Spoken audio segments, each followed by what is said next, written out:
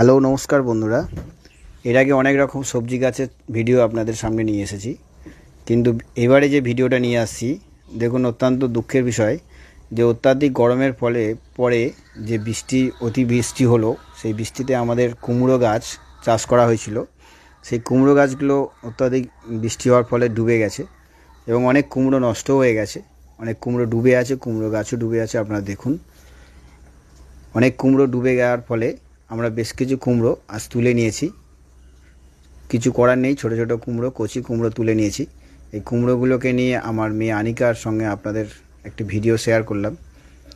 অনেক কুমড়ো নষ্ট হয়ে গেছে এবং গাছও নষ্ট হয়ে যাচ্ছে কিছু, তার জন্য আমরা কিছু কুমড়ো তুলে নিলাম। এখনও কিছু কুমড়ো আছে, তাই কচি কচি কুমড়োগুলোকে তুলে নিলাম।